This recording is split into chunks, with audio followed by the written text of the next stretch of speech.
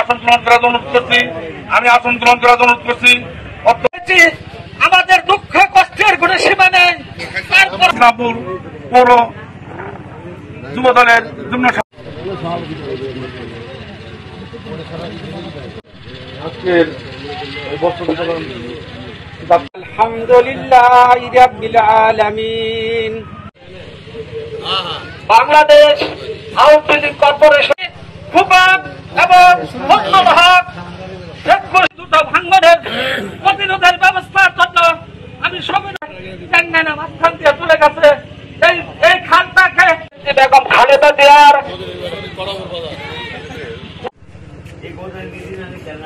রঞ্জু এবং রবি দুজন অনেক কষ্ট করে চৌধুরী এখানে উপস্থিত রয়েছেন।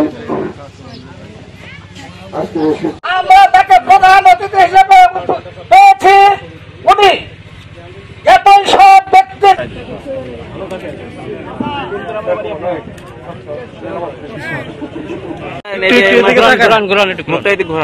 সামনে জায়গা রাখেন, সংগঠনের জন্য জায়গা রাখেন। ধরেন হাতে ধরেন, এটা ধরেন, ধরেন এটা ধরেন, একটু ধরেন, কমলটা ধরেন। আসে বলেন, আসে বলেন। প্রেসিডেন্ট জিয়াউর রহমান যারা একটু বড় হয়েছেন তারা দেখছেন, তার ছবি দেখেছেন, ঘরে জমিনের না দেখলেও বই দেখছেন তিনি কেমন করে মাঠে ঘাটে আইলে উনি হাঁটছেন। উনি একজন আর্মির চিফ ছিলেন, তারপরে প্রেসিডেন্ট হয়েছেন, তারপরে উনি আপনাদের কাছে আসতে উনি ঘৃণা বোধ করেননি। উনি বৃদ্ধা মায়ের কাছে গেছেন, হাঁস মুরগি কিভাবে পালন করতে হবে উনি দেখিয়ে দিয়েছেন এবং ওনার এত সাধারণ জীবনযাপন করতেন। আমি ওনার সঙ্গে কাজ করার সৌভাগ্য হয়েছে। ওনাকে যখন খেতে দেওয়া হয়েছে আমরা হয়তো অনেকে চিন্তা করছি একটু বড় মাছ দিন, একটা বড় বরিশালে দেখেছি বড় চিংড়ি দেওয়া হয়েছে, উনি ওটা আস্তে করে ফেলে রেখে দিয়েছেন। উনি বলছেন এটা কি চিংড়ি মাছ কি আপনাদের এখানে পুকুরে হয়? এটাকে এত বড় চিংড়ি কি একজন খেতে পারে? ওনার জীবনযাত্রাই উৎসর্গকর যে আমার এবং ওনার সন্তানের আজ থেকে নেতা হয়েছে জনাব তারেক রহমান, আমাদের ভারপ্রাপ্ত যিনি চেয়ারম্যান, তার বই যদি পড়ে থাকেন, বই প্রেসিডেন্ট জিয়াউর রহমানের জীবনে যদি কেউ পড়ে থাকেন দেখবেন তার ছেলেরা কোন অফিসিয়াল ফাংশন কোন ডিনারে কোনদিন যেতে পারে। সন্তানদের অফিসের গাড়ি উনি প্রেসিডেন্ট হয়ে যিনি অফিসের বঙ্গভবনে গিয়েছেন কোনদিন সেই গাড়ি তার সন্তানরা ব্যবহার করতে পারে। তার হল নিয়ম নীতি আদর্শ, এরকম আদর্শ।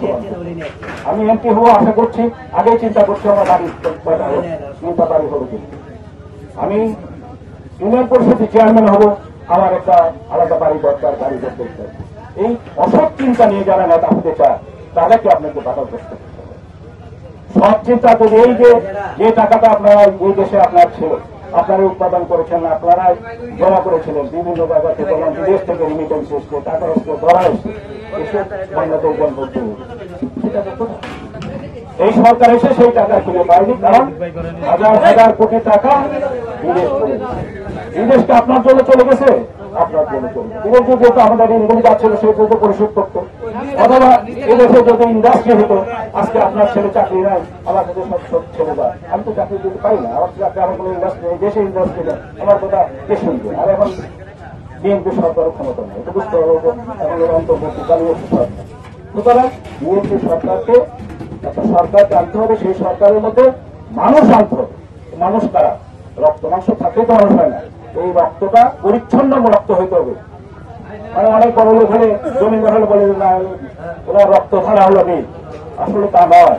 আসলে হচ্ছে নীল রক্ত তারই যিনি আল্লাহকে ভক্ত করেন, আল্লাহকে ভক্তি করেন, আল্লাহকে বিশ্বাস করেন, ধর্মকে বিশ্বাস করেন, সততাকে বিশ্বাস করেন, তিনি হচ্ছেন আসলে নীল রক্ত সবার সমান, কিন্তু নীল রক্ত অধিকারী কাজেই বলা হয়। জমিদার হলেই হবে না, মন্ত্রী হলেই হবে না, প্রেসিডেন্ট হলে হবে। কিন্তু শহীদ প্রেসিডেন্ট জিয়াউর রহমান পুরোপুরি নীল রক্তের আপনার প্রেসিডেন্ট ছিলেন। স্মরণ রাখতে হবে যে এই শহীদ প্রেসিডেন্ট জিয়াউর রহমান আমাদেরকে বিএনপি একটা আদর্শ দিয়ে দিয়েছেন। বিএনপি তো শুধু দল নয়, বিএনপি হলো আদর্শ। সেই আদর্শকে সামারাইজ করার জন্য, সংক্ষিপ্ত করে জানানোর জন্য তার